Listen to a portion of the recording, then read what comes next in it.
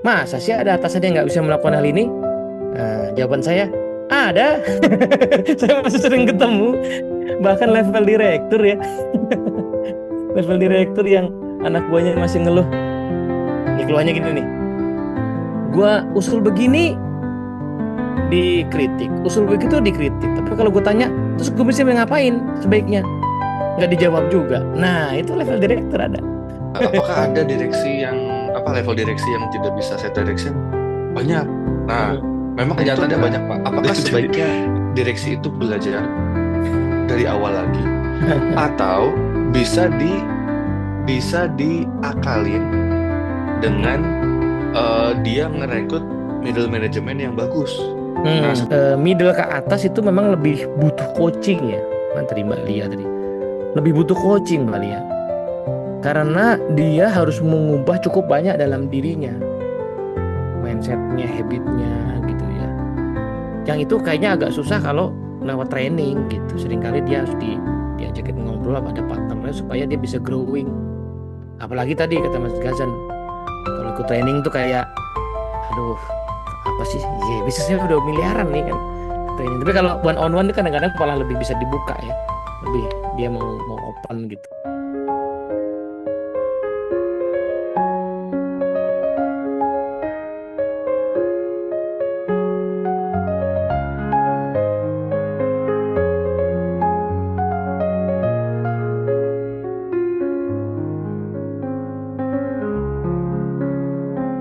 Jadi leadership pipeline yang saya pakai ini edisi yang ketiga, edisi yang secara sistematika lebih baik lah, diperkaya juga. Saya nggak tahu apakah ini kelihatan lebih tipis atau kertasnya aja ya, lebih tipis, lebih ringkas gitu.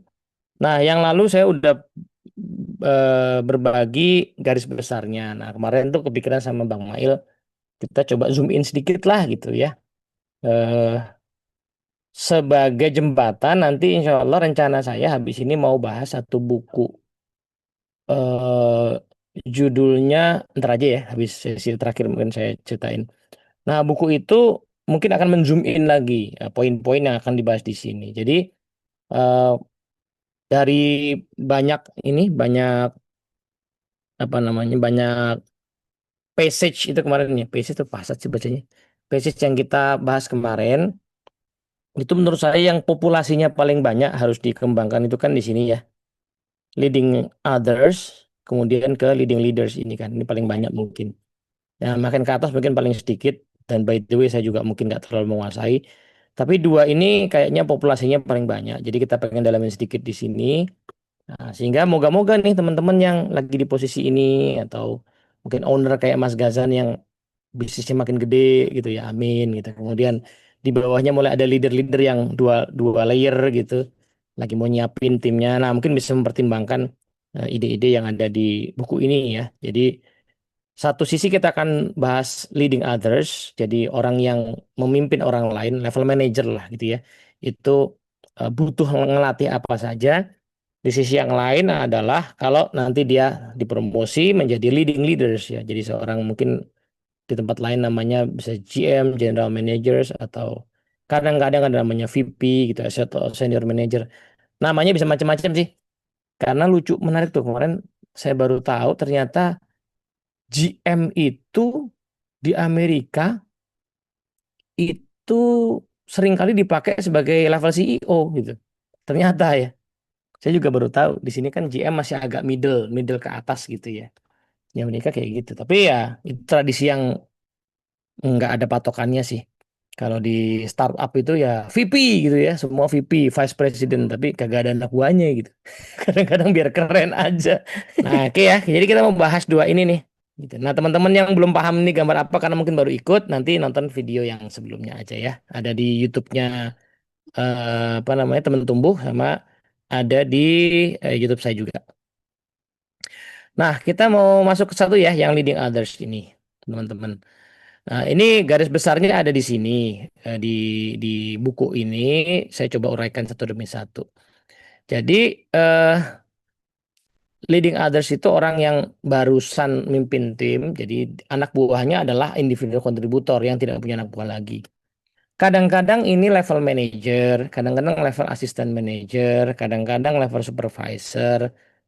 Ini buat yang mana Mas Teddy gitu. Nah, dalam pemahaman saya sebenarnya nama levelnya nggak mesti. Yang paling penting adalah ini orang yang dia sudah mungkin ya pemahaman saya nih. Dia sudah punya eh, tanggung jawab untuk men-setting dan memberikan penilaian karya. Nah, jadi kalau dia seorang supervisor judulnya, tapi sudah punya tanggung jawab itu, ya dia sudah bisa masuk leading others. Tapi kalau dia supervisor dan belum punya sebab tanggung jawab itu ya, sebab yang men-setting tanggung jawab itu atasannya lagi namanya manajer misalnya gitu ya. Nah, maka sebenarnya meskipun si manajer ini di bawahnya ada supervisor, dia masih di level ini, level leading others. Ini menurut saya ya gitu ya. Jadi karena si supervisor itu mungkin lebih tepat sebagai semacam koordinator gitu ya. Jadi intinya ketok palu nilai appraisalnya disapa. Karena ketok palu nilai appraisal itu menandakan responsibility gitu. Kalau udah ada perusahaannya sudah ada performance appraisal ya. Gitu. Karena kadang-kadang itu ada beberapa. Jadi soalnya gini, ada manajer anggaplah misalnya gini, manajer security ya di perusahaan yang lumayan banyak security-nya gitu. Manajer security itu dia bisa punya supervisor atau dia bisa punya vendor kan yang buahnya anak buahnya isinya security semua gitu. Nah, security itu kan kadang kalau dia gede banget ya, kayak perusahaan tambang itu kan berjenjang juga, ada koordinator, ada komandan regu bla bla bla gitu. Apakah kemudian si manajer ini orang yang betul udah levelnya tinggi banget? Enggak juga, dia masih bisa manajer sih. Gitu. Karena sebenarnya si komandan regu dan sebagainya itu tidak punya tanggung jawab untuk memberikan penilaian karya gitu atau setting target. Jadi mereka lebih ke pelaksana saja. Gitu. Nah itu ya, jadi leading others itu di situ posisinya. Jadi regardless jumlah anggota timnya, yang kadang-kadang kalau zaman sekarang juga suka pakai outsource ya. Jadi security, cleaning service itu kan suka pakai outsource. Jadi anak buahnya kayaknya banyak tapi dia tidak apa namanya tidak jenjang di bawahnya itu tidak punya responsibility yang cukup tinggi sebenarnya. Nah di level leading others apa aja yang perlu dilatih? Atau apa yang menjadi perilaku yang dia harus kuasai ya? Mungkin itulah lebih tepatnya. Perilaku yang harus dikuasai. Satu, dia mesti punya kemampuan untuk set direction for their team. Nah, jadi dia mesti bisa menetapkan peran dan prioritas tim. Kalau dikasih anak buah 5, 3, even satu, dia mesti bisa definisi. Ini orang saya kasih kerjaan apa. Nah, gitu.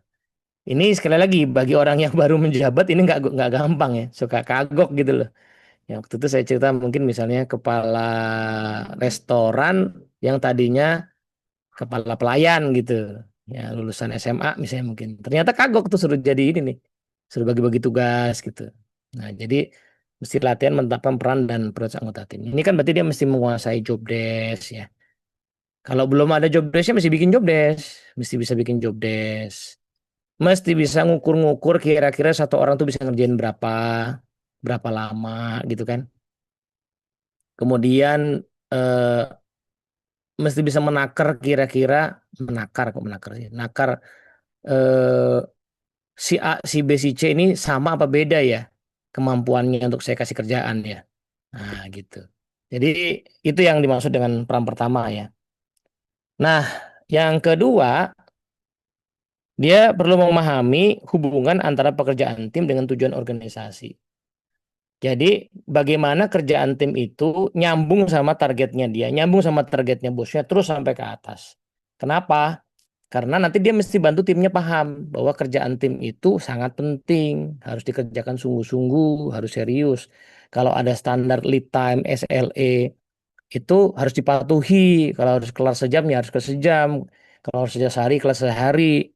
Kalau 15 menit, 15 menit. Kenapa? Karena itu nyambung semua. Kalau kamu nggak penuhi, maka impactnya ke sini. Nah, dia mesti bisa nerangin itu. Maka dia sendiri dulu mesti paham. Ya kan, bagaimana pekerjaan tim yang dibawa dia, connect bahkan sampai organisasi. Saya ingat waktu itu pernah tahun 2010-an sampai 11 gitu ya.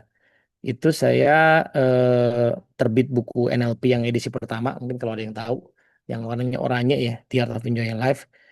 Nah, kebetulan saya kan nggak terkenal saat itu. Sekarang juga nggak terkenal sih, maksudnya sangat tidak terkenal saat itu ya. Terus Gramedia tuh kelebihannya penulis yang terbitan situ dia kasih at least waktu baru terbit ya dia dia sediain 5 radio buat promosiin buku itu. Nah salah satu radionya adalah DFM gitu. Saya nggak tahu masih ada nggak tuh DFM ya. Saya juga nggak kenal itu dulunya. DFM karena dia punya ini punya apa segmen tentang buku bisnis gitu. Nah saya mau cerita gini singkat cerita. Jadi eh, waktu itu acaranya tuh habis maghrib kalau nggak salah. Acara bedah bukunya itu. Saya tuh janjian sama penyiar, anggaplah penyiarnya namanya Mbak Yayan gitu ya misalnya, Mbak Yayan. Nah terus janjian misalnya mulai setengah 7 gitu. Ya sudah datang, udah sholat maghrib, setengah 7 kurang saya udah di apa namanya di studio. Nah Mbak Yayan ini belum datang, terus setengah 7 kurang 5, setengah 7 kurang mungkin 1 atau 2 menit, si siapa namanya supervisornya misalnya anggaplah siapa nih ya, Mas Hendra gitu ya, masuk tuh, dia nanya, Yayan mana ya? Eh belum ada sih. Gitu. Wah, udah sama saya aja gitu. Soalnya siaran nggak boleh telat gitu. Nah, itu kalimat itu terngiang di saya sampai sekarang ya. Karena dia tahu pentingnya. Ya iya ya, namanya acara radio itu nggak boleh sedetik semenit pun terlambat mulai itu nggak boleh gitu. Harus on time banget gitu. Ini bukan meeting biasa. Nah, dia paham betul itu maka dia akhirnya dia yang menghandle acara itu karena dia tahu betapa pentingnya standar itu gitu ya. Nah, yang ketiga adalah eh salah ini bukan individual performance plan, sorry. Sorry, individual performance plan. Nah, jadi maksudnya tadi kan saya bilang bahwa kita mesti menetapkan peran prioritas anggota timnya. Nah, itu kan dituangkan ke dalam dokumen harusnya kan. Dokumennya namanya bisa macam-macam. Ya, secara umum sering ada istilah individual performance plan atau rencana rencana kinerja individual ya. RKI mungkin gitu ya atau standar kerja individual mungkin SKI. Nah, eh, dalam penetapan dokumen itu sebenarnya yang punya hak tetap kita sebagai leader, tapi alangkah baiknya kalau melibatkan tim sehingga tim itu punya ownership sama target itu. Ini biasanya di awal tahun, mungkin nanti habis itu ditinjau lagi di tengah tahun gitu. Tapi pas di awal tahun dia harus melibatkan ini. Nah, ini yang dimaksud dengan set direction ya, memberikan arah sehingga anggota tim itu jelas. Saya kerjaannya apa, saya mesti ngapain gitu ya. Nah, mungkin ada yang bertanya-tanya, Mas, masa sih ada atasan yang nggak bisa melakukan hal ini? Nah, jawaban saya, ada. Saya masih sering ketemu, bahkan level direktur ya, level direktur yang anak buahnya masih ngeluh. Ini keluhannya gini nih, gua usul begini dikritik, usul begitu dikritik. Tapi kalau gue tanya, terus gue mesti ngapain sebaiknya? Nggak dijawab juga. Nah, itu level direktur ada. Masih kayak gitu. Jadi ya benar juga sih katanya Pak Ramcaran, Stephen Drotter ini ya. Ternyata emang even level tinggi pun kadang-kadang masih suka lupa sama tanggung jawab yang ini. Oke, saya lihat chat dulu ini udah ada beberapa yang komen. Daily job ya bukan follow up KPI. Bentar Pak, cuman saya agak bingung pertanyaannya. Daily job sama follow KPI itu gimana? KPI kan juga bisa ada isinya daily Pak. Mana maksudnya Pak? Saya agak bingung nih. Boleh kalau diketik lagi nggak apa-apa Pak nanti follow up-nya ya. Ya sepemahaman saya KPI itu isinya juga bisa ada yang daily gitu. Jadi ya kan possible. Jadi ada yang daily, ada yang project gitu maksudnya. Nah, eh, cuman gini, dalam pemahaman saya KPI itu ini memang penggunaannya bisa macam-macam ya. Kalau di organisasi tempat saya kerja dulu, yang namanya KPI itu di level saya, ini departemen ya. Nah, ini namanya KPI. Nah, turun ke anggota tim itu namanya IPP itu, performance plan. Biasanya gitu kalau di tempat saya kerja dulu. Jadi yang disebut KPI itu di level saya manajer. Nah, lalu turun ke anak buah saya, kerjaan dia kan lebih detail tuh. Ya, dia dia mungkin nggak kebagian KPI saya seluruhnya. Misalnya KPI saya ada 5, si A, si Fulan ini cuma kebagian nurunin KPI saya yang nomor 1 gitu. Nah, tapi kan di dalamnya ada detailnya. Nah, itu yang jadi performance plan dia. Nah, saya tuh mesti bisa setting itu gitu. Setting kerjaan dia hari-hari. Jadi nggak boleh ada momentum hari seharian itu dia gabut gitu. Makanya kalau ada anak buah gabut ya, itu pertama-tama yang mesti dicek itu bosnya, bukan anak buahnya. Itu ya, jadi bosnya ngasih kerjaan nggak gitu. Kalau bosnya nggak ngasih kerjaan, ya bukan salah anak buahnya kalau nggak ngerjain apa-apa loh. Gitu. Oke, ini ada lagi yang komen Mas Gazan. Nah, langsung aja Mas Gazan lah, orang buka kamera juga ya. Jadi ini Pak, apa kemarin banget itu Pak, maaf, 2 hari yang lalu itu Mm-mm, kan saya ada one on one Pak, 90 hari sama direct report saya. Terus saya spill dikit tentang itu si pipeline Pak, bahwa mm-mm, eh, salah satu tugas leading of others itu adalah melibatkan anggota tim dalam menetapkan target. mm-mm, Nah terus tim saya ini dia, oh harus dilibatin ya Kak. mm-mm, Itu tuh sejauh apa sih Kak gitu loh. Nah kalau saya kemarin jawabnya ya, saya contohnya saya melibatkan tim saya, si direct report saya itu dalam menentukan target minimal kan, tanya apa yang mau dilakukan, terus ini saya punya target, bagaimana menurut kamu, mm-mm. apakah ini possible. Ya. Nah tapi saya nggak bisa ngejawab pertanyaan dia yang gini Pak, sejauh apa Kak, dilibatin tuh gimana, kalau misalnya tim teknis banget itu tuh gimana sih Kak. Nah iya juga ya, Hmm. gimana juga ya. Bukan karena sepemahaman dia selama ini ya, tim di teknis mah terima aja kerjaan, nggak usah dilibatin Oh. gitu. Nah gimana ya, melibatkan tuh Iya, sejauh iya, apa iya. ya Pak? Ya, ya, ini poin bagus sih pertanyaannya ya. Jadi ada tiga komponen kan setidaknya dalam pekerjaan itu. Satu komponen why, what, sama how-nya ya. Hmm, Jadi why itu berarti alasan kenapa sebuah pekerjaan itu penting. Why, what itu berarti targetnya berapa atau apa dan berapa. How itu berarti cara dia menjalankan pekerjaannya. Yang jelas possible untuk didiskusikan adalah how-nya minimal itu. hmm, Ini ada target sekian, what do you think? Ya, kalau kalau anggota tim udah lumayan pengalaman, biasanya dia udah diajakin diskusi itu supaya apa, ada ownership. Jadi kata kuncinya itu ada ownership. Minimal oh, kan how-nya. Soalnya apa? What-nya seringkali kan udah patok ya dari atas ya, gitu. Nah, Y-nya juga seringkali udah patok. Karena gini, Y itu kan berarti angka ini turunnya sebenarnya dari mana atau apa latar belakangnya. Ada hmm, beberapa yang bisa dibuka tuh ke tim kita sehingga dia paham, oh ya, kenapa standar melakukan ini harus 15 menit. Itu kan ada penyebabnya lah ya. Kalau nggak 15 menit nanti keseluruhan akan terdampak misalnya begitu. Nah, proses itu terlibat itu dalam arti dia diajak diskusi untuk memahami gitu. Itu juga sudah ah, termasuk melibatkannya. Nah, soalnya memang kalau anggota timnya pelaksana banget, ya memang dia tidak punya say di dalam angkanya berapa dan segala macam, kan itu sudah diukur dari manajemen. Meskipun nanti kalau timnya sudah mature, sebagian ya di antara banyak staff itu ada beberapa orang yang potensial gitu, yang pinter, yang pengalaman, yang bisa punya pendapat yang baik gitu, yang masuk akal. Nah, itu even di dalam penetapan target juga bisa diajak diskusi. Ketika misalnya hmm, attitude-nya dia attitude yang positif ya, make sense gitu. Nih dia ngasih masukan make sense gitu loh. Ada justifikasinya tuh kadang-kadang bisa juga ngomongin what-nya. Tapi seminimal-minimal yang ngomongin how-nya. How-nya itu pasti bisa ya karena mereka itu pelaksana. Dia orang yang paling dekat dengan pekerjaan itu kan. hmm. Nah, tapi what sama why-nya tuh paling tidak buat ini, buat dia paham gitu. Gitu. Kira-kira begitu sih minimal. Kebayang, kebayang Pak, kebayang Pak. Terima kasih Pak tadi.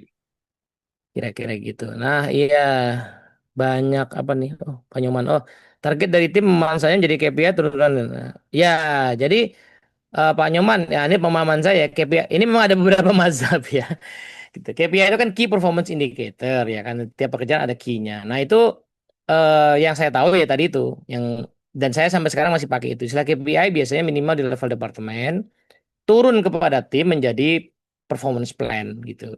Nah, Nah, di dalam performance plan ada yang sifatnya apa namanya project, jadi ada yang sifatnya daily. Nah, jadi dua-duanya tuh, gitu. Nah, itu yang namanya dari kumpulan dari inti-inti pekerjaan tim itu menjadi KPI saya gitu. Seperti itu sih yang saya pahami ya. Tapi ya, by the way, yang moga-moga penjelasan barusan udah menjawab ya Pak Nyoman ya, yang saya ini dalam yang mana? Dalam seluruh Punten Mas pekerjaan Tadi. dia gitu. Yes.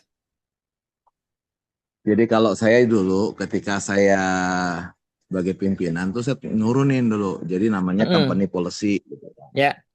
Kemudian ada Directorate Activity Plan. Mm-mm. Kemudian turun jadi Departemen Activity Plan gitu. Nah, Mm-mm. karena Departemen itu kan banyak banget tuh. Mm-mm. Nah, KPI-nya biasanya kita ke level asisten manajer atau supervisor Mm-mm. gitu sih. Iya, iya. Nah, Itu. setelah itu karena itu kan uh, personal gitu kan, tapi karena Mm. itu adalah di pimpinan atas. Mm-mm. Nah, tapi untuk menjadi KPI itu tercapai ya mau nggak mau dia harus mendeliver ini penanggung jawabnya siapa sehingga Mm-mm. apa mungkin seperti itu ya kira-kira Mas Iya, Teddy ya. iya. Intinya kalau di sini kan tidak bahas secara umum, secara spesifik istilahnya yang dipakai mana, tapi poin di sini adalah Ya, as a leading others itu mesti membuat clear orang ngerjain apa. Nah, itulah mau pakai mazhab yang mana mangga betul, gitu. betul. Gitu. Ya, Yang jelas mohon, jangan mohon. sampai ada orang gabut lah. Ya, benar, Iya, benar. iya. Ada Ya, orang gabut atau termohon. confused. Nah, ya sama-sama kayaknya. Ada dua problemnya kadang. Pertama gabut ya, nggak jelas dia dia kerjanya apa, jadi kosong waktunya. Yang kedua, terus terus pakai ilmu proaktif lagi kata Mas Gazan tuh. Kamu kok gabut? Ya habis saya kerjanya apa hari ini Pak? Ya kamu proaktif dong. Nggak bisa begitu. Itu ilmunya nggak cocok buat buat ini, buat Salah dalil. salah dalil itu. Ya. Kalau dia nggak jelas kerjaannya apa itu masih salah atasannya. Nah, tapi kalau kerjaan udah dikasih dia nggak ngerjain itu baru dia nggak proaktif gitu. Suka gitu sih. Terus jadi owner dong kalau bisa ini. Kalau bisa bikin kerjaan sendiri. Ya, nah yang kedua, kadang-kadang problemnya itu namanya istilahnya demarkasi ya. Demarkasi itu bukan embarkasi ya, embarkasi itu naik haji ya. Demarkasi itu pembagian wewenang. Nah, kadang-kadang suka bingung antara si A sama si B, anggaplah misalnya kerja mirip, ini yang handle siapa gitu. Nah, tuh si bosnya juga galau tuh. Ini suka berantem tuh kalau tim sales, karena sales kan ada urusannya sama insentif tuh. Nah, jadi misalnya nih tim sales A namanya siapa namanya di sini ya, Mbak Sofia gitu. Tim sales B Mbak Indri. Nah, si Mbak Indri punya temen prospek. Nah, tapi prospeknya ini nggak masuk dalam listnya Mbak Indri, masuk dalam listnya Mbak Lia. Tapi karena temannya Mbak Indri, dia bantuin ngobrol sebentar, habis itu yang handle Mbak Lia. Terus mereka berantem, ini punya siapa dong akunnya? Kan insentifnya ke siapa? Terus bosnya juga galau gitu kan. Ya kan, ya ini milik kita bersama. Nggak bisa begitu gitu. Dalam sales itu mesti diketok palu. Ya, gitu. Oke, karena listnya nggak ada di Indri, lagi Indri kamu listmu banyak, ya udahlah. Kamu bukain pintu aja sebentar, habis itu Lia harus bisa handle ya, gitu. Habis itu, Lia habis kali meeting, habis itu kamu handle sendiri, gitu misalnya gitu ya. Nah, sanggup nggak? Sanggup, ya udah. Nah, jadi kayak gitu-gitu tuh kejelasan pembagian itu ada di sini ya. Nah, ini yang masih ada nggak sih leader yang suka galau? Banyak, Pak. Alhamdulillah gara-gara itu saya masih punya kerjaan ya. Jadi satu ya. Yang kedua, lead others itu empower team. Jadi dia mesti bisa memberdayakan tim. Memberdayakan itu membuat timnya berdaya, ya, mampu menjalankan tanggung jawabnya. Berarti kan ada hubungannya dengan misalnya dikasih resources, dikasih pengetahuan, ya, dikasih skill gitu kan. Lalu kemudian dikasih delegasi mana wewenang-wewenang yang dia boleh ambil, misalnya wewenang kasih diskon boleh nggak, berapa banyak. Nah, termasuk mengukur nih mana orang yang udah bisa dikasih wewenang ngasih diskon, mana yang belum, ya kan. Kalau kamu mesti lapor ke saya yang kamu boleh sampai sini gitu misalnya. Dan mendukung tim bekerja tapi tanpa mengambil alih langsung. Jadi kayak semacam ya pelatih ya. eh Pelatih bola itu kan di pinggir lapangan, mendukung kan ya, dia harus ada di situ. Tapi nggak boleh masuk ke lapangan gitu. Kenapa? Karena memang harusnya tetap si tim itu yang punya responsibility. Jadi ini agak challenging nih. Kadang-kadang saya suka ngamatin juga leader kepala cabang gitu ya, nemenin salesnya pergi ke klien, tapi yang ngomong dia terus gitu. Nah, saya belum bisa. Nah, ini mungkin untuk awal-awal ngajarin oke, tapi harus ada tahapan untuk kemudian pelan-pelan melepas karena tanggung jawab dia mengempower tim, membuat timnya itu berdaya gitu. Jadi bukan ngambil alih langsung. Programmer juga begitu ya. Mungkin secara teknikal timnya masih bingung, dia turun tangan sedikit, tapi turun tangan itu dalam rangka menunjukkan gitu, bukan udah lu sono dulu gue mau kerjain, jangan begitu ya. Jadi dia dalam rangka menunjukkan supaya timnya bisa belajar dan dia harus punya skill nanti, skill coaching ya di situ supaya bisa bisa tertransfer ke aliannya. Itu yang namanya memberdayakan timnya. Yang ketiga, eh develop direct report. Nah, ini tadi apa namanya konsekuensi logisnya lah ya. Karena saya harus ngajarin dia, saya harus identifikasi dia belajar apa aja, maka saya bisa bikin targetnya juga. Nah, dia belajarnya apakah lewat training, training apa aja, ada budgetnya enggak. Kalau dia saya suruh belajar sama temennya, belajarnya sama siapa, apa tepatnya harus dia pelajari. Si temennya juga harus saya kasih tugas buat ngajarin temennya yang ini gitu kan. Nah, jadi ya semacam bikin kurikulum lah gitu. Mesti bisa bikin kurikulum, orang ini mesti belajar apa saja supaya dia bisa kerja efektif. Jadi si lead others itu nanti ukuran efektifnya salah satunya adalah bisa tahu posisi A itu kalau ada orang baru masuk, at least berapa lama baru bisa full kerja gitu. Nah, menurut saya sih at least 3 bulan itu harus clear. Kenapa 3 bulan itu kan masih probation. Kalau ada leader yang tidak bisa bikin ukuran yang clear 3 bulan ini timnya bisa ngapain, nanti kan konsekuensinya dia nggak bisa evaluasi. Galau dia, ku ambil nggak ya? Lagi bagus apa enggak? Nah, terus dulu kan suka ada protes sama saya tuh. 3 bulan tuh nggak cukup, Ted. Ini aturan pemerintah gini, bla bla bla bla bla. Ya, saya juga ngajak ngomong gini aja dua. Tuh. Pertama gini, Bapak sendiri mau nggak?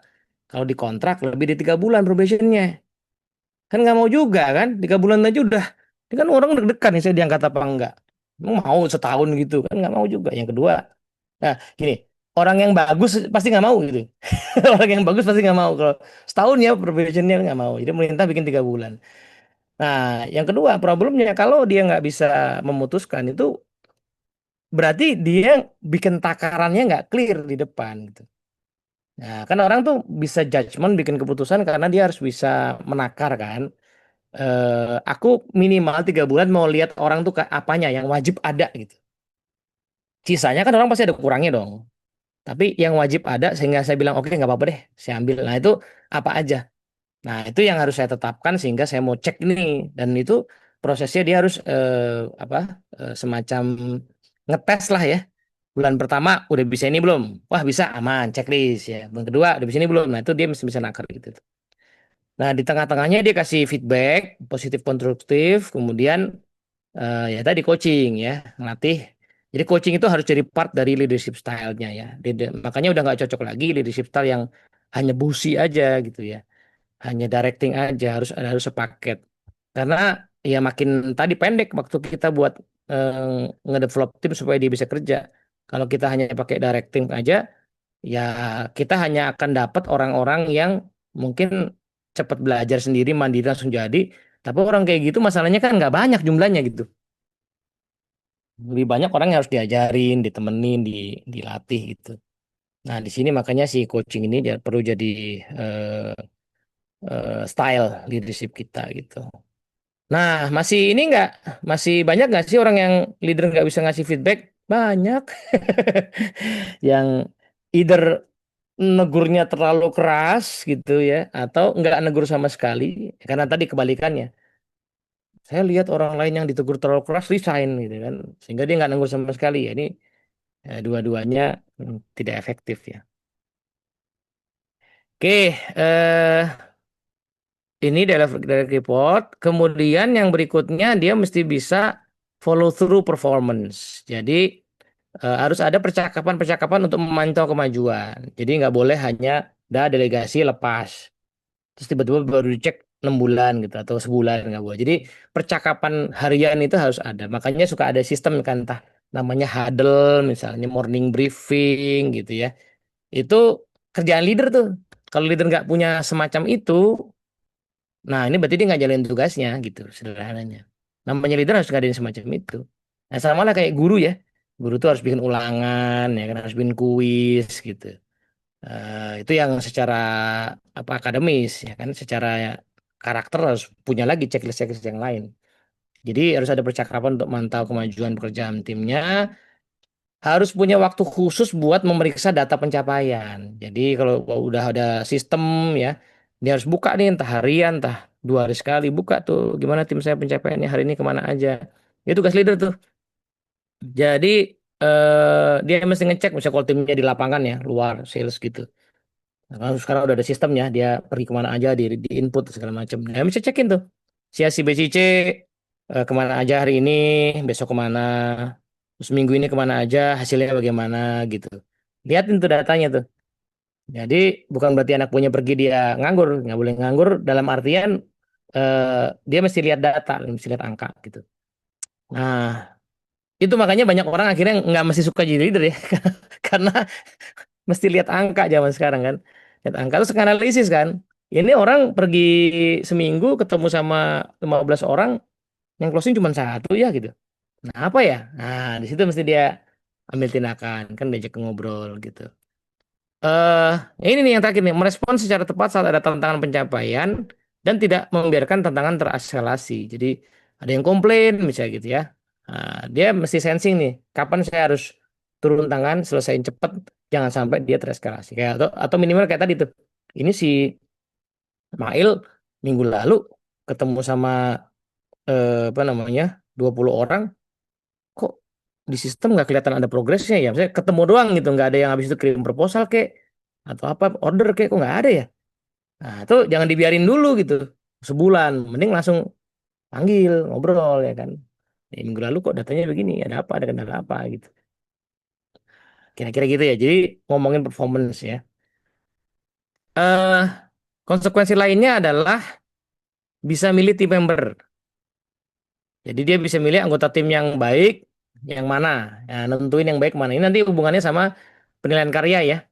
Karena kan kebanyakan organisasi menganut mazhab kurva normal ya kan. Jadi ada yang ya secara umum normalnya tuh kayak apa, konsekuensinya ada yang jelek, ada yang bagus banget. Nggak semua sih organisasi mau milih maksain yang jelek, tapi at least kan dia harus misain mana yang standar dan mana yang bagus banget. Kalau ada konsekuensi misalnya entah naik gaji kah, entah bonus kah gitu. Nah itu kan suka ada yang abu-abu ya. Si A sama si B ini bagusan mana, padahal jatahnya cuma satu gitu. Karena misalnya tadi ada bonusnya, departemen saya itu jatah yang dapat bonusnya kinerjanya di atas rata-rata itu cuman satu orang. Nah, saya kan mesti judgement tuh. Nah, ini saya kasih si Rudy apa si Tini ya. Nah, itu dia mesti bisa milih, kemudian termasuk ngambil keputusan anggota anggota tim yang terus-menerus nggak mencapai target kerja, ini yang agak susah nih. Kok dia nggak proven ya, based on peraturan perusahaan udah nggak bisa dipertahankan, ya udah mesti mecat gitu. Nah, ini salah satu yang bikin mungkin di pemerintahan itu agak susah ya. Kinerja itu diharapkan bagus karena memang orang nggak bisa dipecat. Kecuali kasus moral atau korupsi gitu. Kalau kalau di swasta sih sangat mungkin orang tidak mencapai target dan dipecat ya. Nah, nah termasuk milih anggota tim yang potensial untuk berkembang dalam perannya. Siapa yang mau dikembangkan? Siapa yang mau dikasih tantangan lebih lanjut? Apakah diputer mutasi, rotasi, atau dipersiapkan aja untuk jadi calon pimpinan gitu.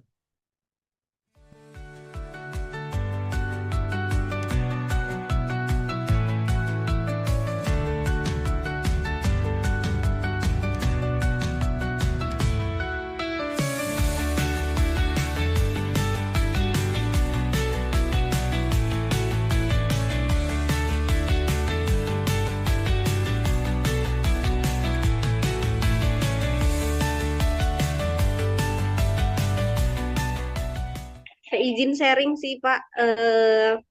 Ini kan terkait dengan karena kan saya di sekolah, jadi Mm-mm. saya sedikit agak tertantang dengan KPI. Nah, Oh iya khususnya iya iya, iya. untuk memantau performance-nya anggota tim nih. Nah, itu kan kita di sini punya weekly meeting. Nah, Mm-mm. weekly meeting itu biasanya saya selalu mengecek progres. Nah, kita punya daily meeting juga, tapi kita nggak ngecek progres di daily meeting. Kita ngeceknya di weekly meeting. Nah, setiap dicek di daily meeting itu ada yang itu yang kayak tadi yang disampaikan sama Pak Teddy, nggak performance setiap minggu dicek, setiap Mm-mm. minggu dicek gimana sekarang, gimana posisinya. Meskipun targetnya udah sampai yang di push ya kayak udah dibantu juga, Mm-mm. tapi tetap aja nggak perform gitu. Mm-mm. Nah, sometimes itu sih yang jadi challenge-nya ke saya mengambil Hmm. keputusannya seperti apa. Ketika diundang untuk di coaching secara personal, eh, ya ada yang berhasil tapi ada juga yang enggak. Ya, ya, ya. Eh, jadi tantangan sendiri sih. Itu Ya, yang ya. masih jadi kayaknya mungkin ada di sini deh yang punya tips yang bisa berbagi gimana baiknya gitu. Di di Ya. di apa ya yang tadi disampaikan sama Pak Teddy kalau nggak ditegur juga nggak berprogres, ditegur Mm-mm. juga ya mungkin apa ya kayak gitu. Mm-mm. Mungkin ada kali di sini yang bisa sharing, bolehlah Ya. bagi tipsnya. Terima Oke. kasih. Makasih, Coach Indri ya. Jadi eh, dalam proses kita tadi ya memantau kinerja, kan kita lihat datanya, kita hadapkan dia pada data-data itu. Nah, itu perlu ditarik ke belakang ke tadi yang materi soal eh, ini nih. Ntar ya, saya tampilin lagi. Pengembangan timnya. Jadi tepatnya kinerja dia yang nggak tercapai itu dibaliknya kemampuan apa ya atau kompetensi apa yang dia belum kuasain. Nah, ini yang mesti kita bedakan. Jadi kita biasanya udah punya daftar kompetensi, ya posisi A itu A B C D kompetensinya. Yang mana sih berarti yang dia kurang? Makanya ya contoh lah ya mungkin kalau di profesi saya tuh ada feedback dari klien ya dulu fasilitator dari kantor ini tuh terlalu serius, kurang lucu. Nah, itu kan feedback dari klien ya. Tapi kan kita nggak bisa langsung bilang kamu kurang lucu gitu kan. Ditarik kompetensinya apa? Lucu tuh itu kan gejala ya dianggap kurang lucu. Tapi sebenarnya kalau ditarik ke belakang kemampuan apa berarti yang masih kurang gitu. Ternyata misalnya classroom management gitu kalau dilihat-lihat. Setting climate atau climate setting buat kelas gitu. Nah, yang ternyata pas digali di situ bukan soal lucu nggak lucu, tapi mungkin bagaimana dia meng-create aktivitas yang bikin orang engage. Kan nggak harus lucu kan. Kebetulan aja mungkin biasa lucu itu benefit. Tapi banyak juga saya temui orang yang nggak lucu, kerasnya seru-seru aja karena dia bisa mendesain dengan baik. Nah pas dievaluasi, oh ya benar nih ternyata banyak orang yang ilmu kelas manajemennya itu otodidak aja, nggak ada ilmunya gitu. Nah sehingga ya udah kita bikin program pengembangan untuk area kompetensi itu. Nah, ya si yang bersangkutan ini kurang apanya dari banyak kemampuan, ya kan? Eh, itu yang mesti kita cari tahu. Dihadapkanlah pada data-data itu pada dia. Nah, ini loh ada ilmu ternyata ya. Jadi gejala yang kita lihat di kelas itu, yang nggak perform itu, ilmunya ada ini nih. Nah, ilmunya kalau dilihat kan, kamu memang belum menguasai kan, gitu kan. Nah, yuk kita belajar gitu. Nah, bisa jadi memang ada kemampuan-kemampuan yang tidak bisa dikuasai dalam hitungan hari, karena itu cukup kompleks ya. Jadi bisa jadi kita memang butuh waktu buat ngelatih dia. Nah, justru disitulah kita juga kasih tahu ke yang bersangkutan ini ilmunya kompleks. Jadi kamu juga mesti maklum bahwa you need time to learn this gitu ya. Perlu waktu, tapi bisa dipelajarin gitu. Sehingga nanti kita mungkin expect ya mungkin nggak sebulan 2 bulan, mungkin 3 bulan akan membaik kalau mau belajar ini. Nah, dihadapkan pada itu semua orangnya, jadi udah targetnya nggak achieve, disuruh belajar nggak mau, ya dilepas. Kalau udah nggak bisa lagi, ya kan gitu kan. Gitu. Soalnya kan udah dua-duanya, apalagi kan. Tapi kadang-kadang orang pas dihadapkan pada, oh iya juga ya, saya memang nggak menguasai ilmu ini. Ya udah, saya mau belajar deh. Dan kita kasih tahu bahwa belajarnya emang nggak cepet loh, emang butuh waktu. Jadi dua arah ya. Kita sediakan waktu buat ngajarin teman teman nih belajar. Kamu juga sediakan waktu buat berlatih. Contoh lah ya. Jadi di hitungan saya tuh kalau ada trainer baru ya, dikasih modul baru. Ini udah pengalaman orangnya dikasih modul baru aja. Itu baru lancar, enak, itu 5 kali ngajarnya. Nggak mungkin bagus kurang dari 5 kali, hitungan saya gitu. Nah, jadi ya ketika dia baru sekali, kok masih kurang smoothnya? Yang baru sekali, lanjut aja lagi. Ya, terus nanti di yang keenam baru, oh agak bagus, agak enakan. Ya. Kalau saya ngajarin orang coaching itu yang Mbak Lia salah satu yang pernah ngalamin, itu 30 kali ya. 30 kali sesi coaching baru lancar, bagus. Jadi kalau baru 10 ya emang belum gitu ya. Kok masih kaku ya? Yang baru 10 lanjut lagi. Jadi kita salah satu refleksi yang perlu kita lakukan sebagai atasan adalah menakar itu. Menakar itu. Ini orang akan bisa kerja dalam berapa lama? Kemampuannya apa? Kemampuan ini mesti dikuasain itu berapa lama? Latihannya lewat lewat mana? Gimana cara berlatihnya gitu. Nah, di tempat kami ada satu inisiatif menarik nih, mungkin dimulainya 2 tahun 3 tahun inilah. Gejalanya adalah umpan balik dari orang lain bahwa kadang-kadang saya tuh Teddy itu kan karena backgroundnya dulu cuma orang asuransi, pas ketemu sama orang tambang dia nggak ngerti tambang, pas ketemu sama orang bank dia nggak ngerti bank gitu. Itu gimana ya kan nggak mungkin saya suruh kerja dulu situ kan. Nah, ternyata inisiatif sederhana. Apa? Kita bikin aja aktivitas baca berita dari jam 8 sampai 9 pagi, setengah 9 pagi, gantian cari berita, baca, dianalisis. Nah, bayangin dalam setahun kan berarti ada 200 berita yang kita baca kan. Saya jadi pelan-pelan ngerti startup, ngerti apa IHSG, ngerti apa gitu ya. Nah, itu ini, tapi kita tahu bahwa itu tidak akan terjadi dalam 1 2 hari atau 1 2 minggu ya. Cuman kita ketemu nih, oh berarti inisiatifnya ini gitu. Gitu kira-kira mungkin ya, Mas Cindri ya. Tadi Mas Gazan udah itu tuh apa namanya? Raise hand sebelum yang Boleh Pak. Mm-mm. Mau tanya lagi boleh Pak? Mangga, mangga. Tadi pada saat menyinggung Iya, kalau dia mau bisnisnya jangka panjang sih bagusnya dia belajar. Karena kalau dia rekrut profesional pun, nanti si profesional ini stres juga ngadepin dia gitu loh.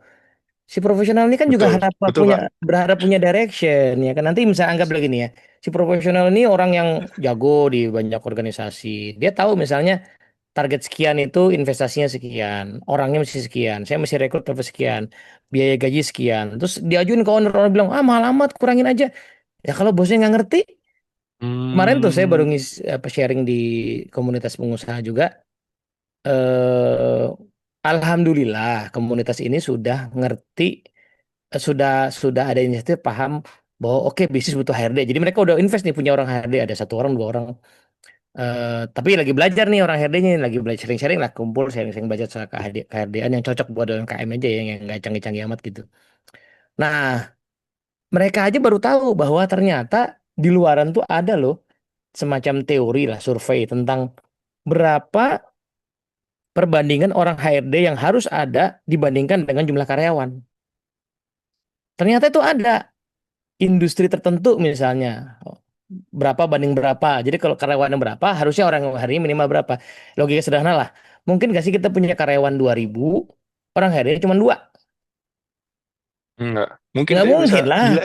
Iya bisa gila orang HRD-nya. Pasti banyak yang nggak kurus ya kan gitu kan. Paling misalnya yang paling kurus cuma penggajian aja sih, saya nggak kurus gitu.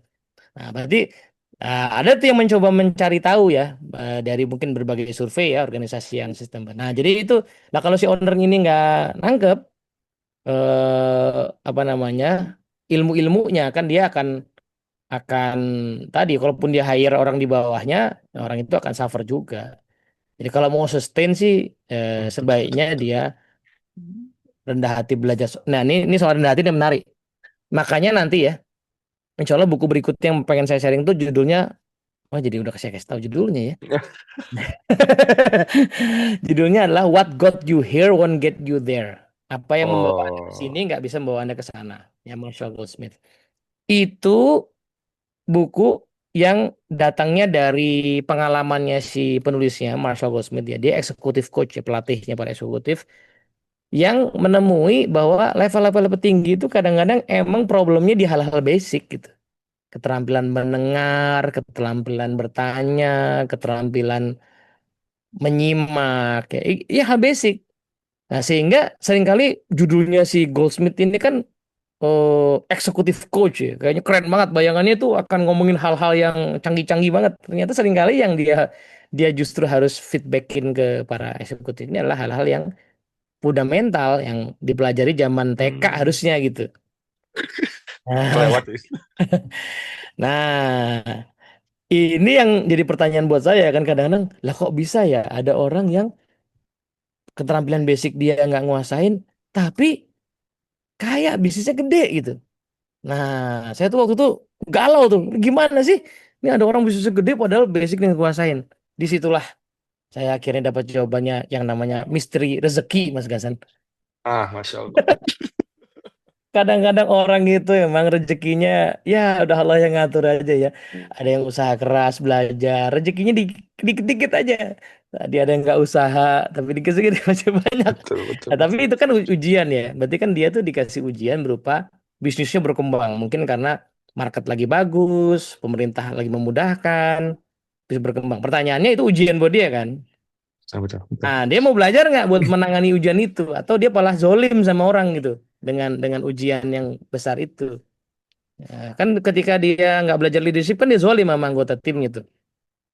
Ya, Hmm, jadi misalnya anggota timnya dikasih target terus naik, tapi resourcesnya sedikit karena dia nggak tahu ilmunya, kan zolim kalau menurut saya sih gitu ya. Gitu. kebayang Pak. Jadi makin yakin gitu bahwa ya mau nggak mau harus back to basic. Iyalah, iya udah ada di jalan yang benar Mas Gazan makanya mah. Senang belajar ya sebagai owner ya. Amin, amin. Makasih Pak Teddy. Ya, ini ada Mas Okto nih. Gimana menyikapi kondisi yang lebih target banyak di suatu batas dan reward terbatas? Nah, pertama Mas Okto ikhlas ya kan. Soalnya Mas Okto kan dosen ya. Dosen kan memang gitu ya. Dosen tuh misi pertamanya mencerdaskan kehidupan bangsa itu dulu kan. Nah, itu dulu. Jadi pasti reward terbatas. Nah, terkait reward maka ikhlas dulu bahwa rezeki dari Allah ya berkah itu yang lebih penting. Nah, cuman gini Mas Okto. Ini jawabannya agak serius dikit lah. Eh, situasi yang ideal kan nggak pernah ada ya. Ide yang ideal banget nggak pernah ada. Misalnya, oke mau naikin target sekian, berarti resource sekian, kasih keluarin itu jarang ada sih. Yang lebih sering ada adalah ya kita punya impian besar, kemudian resource terbatas. Nah, tapi saya dapat insight dari teman-teman startup yang ya sekarang lagi pada rontok, tapi cara berpikir mereka tuh menarik saat itu ya. Yang namanya Scrum itu loh. Scrum itu kan cara berpikir bahwa kita tuh punya ide buat bikin wedding cake ya. Kue apa namanya? Kue kalau orang Amerika tuh suka bikin kue pernikahan itu. Kita punya ide bikin wedding cake. Nah, tapi wedding cake itu kan sebenarnya kalau dilihat ya dipotong-potong kan berlapis ya. Berlapis. Ya kalau belum bisa bikin wedding cake ya bikin birthday cake dulu aja yang kecil-kecilnya itu. Tapi kita udah punya visi bikin wedding cake gitu. Nah, birthday cake belum bisa, bikin cupcake dulu aja gitu. Kan cupcake ditumbuk-tumbuk lama-lama jadi birthday cake juga, dikasih tambahan dikit-dikit kan. Nah, itu namanya cara berpikir Scrum. Bikin sesuatu yang jadi kecil dulu, tapi kita udah punya visi yang besar gitu. Nah, jadi itu yang penting zaman sekarang itu istilah namanya milestone aja. Misalnya bos kita bilang, Okto, kamu bikinin prodi baru, AI misalnya gitu ya. Oh, kita mau impinya bla bla bla, flash attack bla bla bla. Oke, siap, ya kan? Terus kita bikinin jerninya. Jerninya kita bilang misalnya gitu, oke bisa Pak, jadi 5 tahun. Wah, kelamaan 5 tahun. Oh, bisa 3 tahun, tapi begini resourcesnya. Oh, kita nggak punya. Itu 5 tahun, Pak, gitu. Gitu. Jadi tiap tiap journey itu kita kasih konsekuensinya gitu. Oh, resource-nya ternyata terbatas lagi. 10 tahun. Kok lama banget? Iya. Yang penting kan jadi gitu. Bisa dengan resource terbatas kayak gini jadinya 10 tahun. Kalau ada tambahan resource bisa 5 tahun. Tambahan lagi bisa 3 tahun. Tapi 3 tahun pun juga ada konsekuensinya. Nah, itu yang cara berpikir itu yang menurut saya menarik ya di kalangan startup dulu itu sehingga banyak hal itu jadi gitu loh. Jadi dikit-dikit, ditumpuk-tumpuk gitu ya. Makanya kita lihat Gojek itu tahun 2011 bahkan ordernya masih pakai telepon kan. Gojek tuh dulu Gosen itu ordernya masih pakai telepon loh 2011. Jadi aplikasi kan baru tahun berapa? 2000 berapa tuh? Mungkin 15 14 gitu. Tapi udah ada visinya gitu. Nanti akan seperti apa. Nah, kita bikinin milestone Mas, gitu milestone bahwa yang dimau sama pimpinan ini bisa berjalan dalam sekian tahapan, sekian tahun, resource-nya kayak gini. Kalau kurang, berarti konsekuensinya agak lebih panjang, dan seterusnya. Nah, bagian itu biar dia yang mutusin ya. Itu tugas dia tuh mutusin ya. Tugas kita adalah membantu dia berpikir ya. Mbak Lia, gimana cara menghadapi atasan di Indonesia menurut kita masih belum mumpuni? Kasih daftarin training Mbak Lia atau kenalin sama coach ya toh. Nomor HP ku masih ada kan Mbak Lia kan?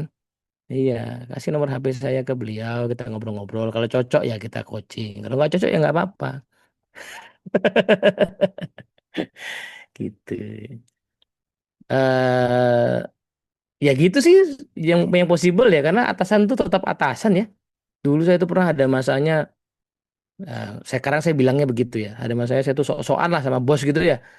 Sok-sokan, sok nge-challenge, sok apa gitu. Sampai satu saya menyadari iya ya. Saya tuh nggak punya saham dan dia punya gitu loh. Ya kan. Jadi saya dengan mudah disingkirkan dan dia tidak. Itu kan harus sadar tuh padahal saya punya keluarga itu kan. Jadi ya paling yang bisa kita lakukan spill-spill ya kasih rekomendasi, kasih bacaan mungkin kasih video gitu ya. Ya moga-moga hidayah datang kepadanya kan gitu. Ya atasan tetap atasan sih. Nah, udah nggak cocok banget sama dia, ya pasang open to work aja di LinkedIn nanti kita pindah ke tempat lain gitu. Oke, sarungan kenapa sarungan?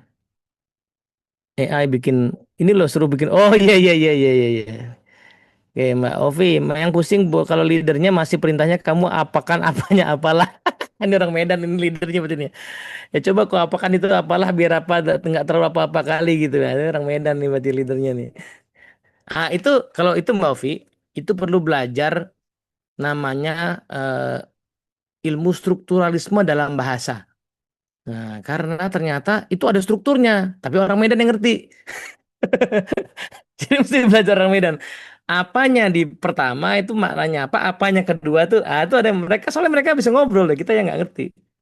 Gitu. Sama kayak orang ini, orang Makassar, cara pakai mi, ki, ji, ya itu ada grammarnya, saya nggak ngerti-ngerti sampai sekarang gitu. Tapi mereka bisa pakai. Iya. Nah lagi keren cuma kejadian di kantor saya doang itunya diituin. Oke, sip ya. Lanjut the tim ya. Oke, menciptakan lingkungan kerja yang inklusif.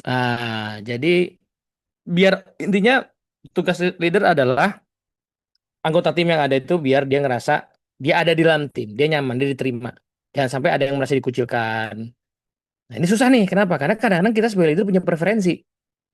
Ya kan, anak buah saya si Mail sama-sama suka baca buku. Saya ngobrol mulu sama dia. Tapi si Lia sukanya masak. Saya nggak ngerti masak. Saya nggak pernah ngobrol sama dia. Nah, nanti dia merasa dikucilkan. Ya kan.